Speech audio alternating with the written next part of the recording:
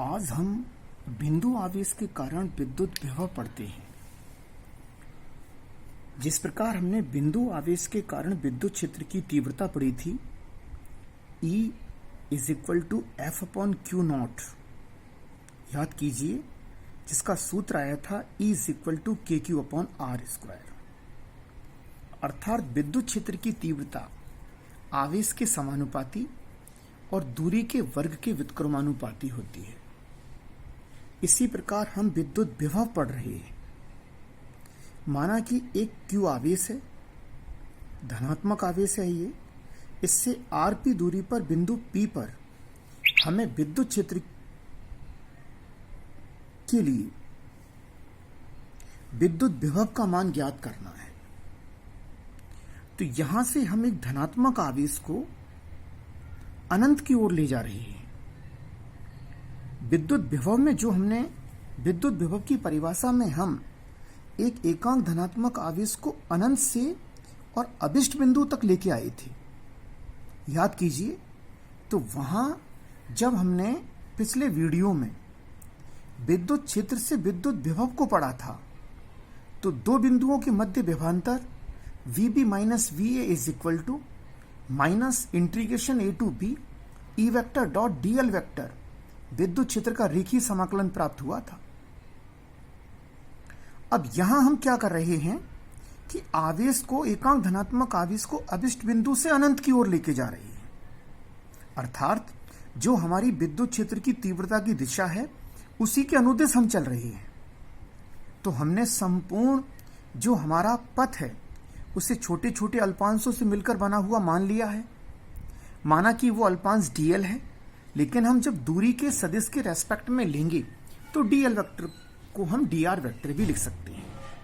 या फिर विद्युत क्षेत्र का रेखा समाकलन, विद्युत क्षेत्र का जो दूरी है उसी के अनुदिश हम उसको सॉल्व करते हैं। उसकी परिमाणिक मान लिख लिया, E dl का मान E dr होगा। अब हम थोड़ा सा इस सूत्र में बदलाव करते हैं।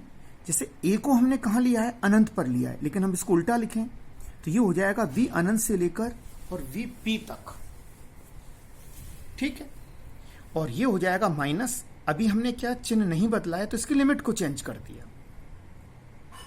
अगर हम लिमिट को चेंज नहीं करते तो फिर वो माइनस माइनस प्लस हो जाता। अब ये वाला माइनस है तो हमने इधर माइनस लाने के लिए या इसको बराबर करने के लिए इधर हमने इसको लिमिट को बदल दिया। अब लिमिट हो गई अपनी Rp से लेकर और अनंत तक, तो E vector dot dr vector. तो Rp से लेकर अनंत minus E vector dot dr vector समाकलन। ये V अनंत का वैल्यू जो क्या होता है वो 0 है।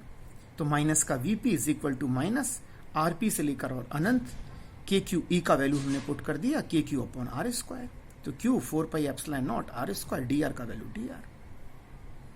तो dr अपॉन आर स्क्वायर का जब हम समाकलन करेंगे तो 1 अपॉन आर आएगा माइनस का, क्योंकि x की पावर n का अगर हम r की पावर -2 का करेंगे तो r की पावर -2 प्लस 1 अपॉन -2 प्लस 1, तो ये हो जाएगा r की पावर -1 अपॉन -1। तो इसको लिख सकते हैं हम -1 अपॉन r। इसको नीचे ले जाएंगे।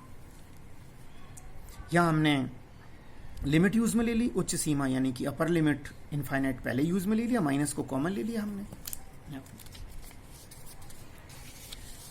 ये लिमिट हमने यूज में ले लिया, 1 अपॉन आर स्क्वायर का किया तो -1 अपॉन आर, माइनस को हमने बाहर ले लिया तो ये हो गया minus Q upon 4 pi epsilon not infinite, पहले उच्च सीमा ले ली, 1 upon infinite minus 1 upon Rp। तो 1 अपॉन इनफाइनाइट का वैल्यू 0 होता है, माइनस माइनस पॉजिटिव हो गया अपना, Vp is equal to Q upon 4 pi epsilon nought. किसी बिंदु आवेश के कारण विद्युत विभव KQ अपॉन R होता है। जो V का वैल्यू होगा वो होगा KQ अपॉन R, और विद्युत क्षेत्र की तीव्रता होती है KQ अपॉन R स्क्वायर। ऋणात्मक आवेश के लिए अदिश राशि है, minus KQ upon capital R minus KQ upon R हो जाएगा, या minus Q upon 4 pi epsilon not Rp। और यदि हम किसी माध्यम की बात करते हैं तो एप्सिलॉन नॉट के साथ एप्सिलॉन R हम यूज में लें तो Q upon 4 pi epsilon not R का वैल्यू किसके इक्वल हो जाएगा, V के। V यहाँ पे क्या है, निर्वात में है। तो उस कंडीशन में V का जो वैल्यू होगा वो होगा V अपॉन एप्सिलॉन R। अर्थात एप्सिलॉन R का वैल्यू 1 से ज्यादा होगा तो फिर V माध्यम का जो वैल्यू होगा वो कम होगा। किसकी तुलना में? V निर्वात की तुलना में। अर्थात किसी माध्यम में विभव, विद्युत क्षेत्र विभव निर्वात की तुलना में क्या होता है? कम होता है। अब V और R में अगर हम ग्राफ बनाएं तो V प्रोपोर्शनल R, यानी कि ये ग्राफ जो E वाला कर्व था वो तेजी से गिर रहा था, ये थोड़ा स्लो होगा E की तुलना में। तो V क्या है? R के व्युत्क्रमानुपाती है, तो V व्युत्क्रमानुपाती R, V proportional 1/R। तो ये ग्राफ बन गया होगा। अगर आपको इसी के अंदर E का कर्व बनाना है तो E का कर्व आप बनाएंगे। अगर इसी में आप अगर E का कर्व बनाते हो तो E का कर्व और तेजी से आपको गिराना पड़ेगा। ये किसको रिप्रेजेंट कर रहा है? E को। ये किसको रिप्रेजेंट कर रहा है? E को। ये दोनों बिंदु क्रॉस कर रहे हैं। यहाँ पे E और V की वैल्यू इस R के लिए एक समान होगी।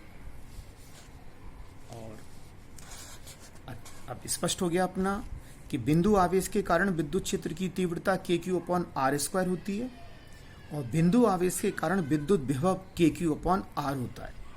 विद्युत क्षेत्र एक सदिश राशि है की तीव्रता और विद्युत विभव एक अदिश राशि है। अगर ऋणात्मक आवेश के लिए आपको विद्युत विभव ज्ञात करना है तो -KQ/R आ जाएगा और धनात्मक आवेश के लिए KQ/R।